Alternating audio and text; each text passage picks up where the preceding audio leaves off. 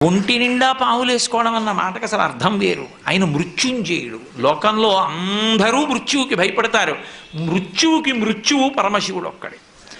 అందుకే వక్షస్థాడనమంతకస్య కఠినాపస్మార సంవర్ధనం బుభృత్పర్యటనం నమచ్చురచిర కోటీర సంఘర్షణం కర్మేదం మృదులస్య తావకపదద్వంద్వస్య గౌరీపతే మచ్చేతో మణిపాదుకా విహరణం శంభో సదాంగీకురు అంటారు శంకరులు శివానంద లహరిలో.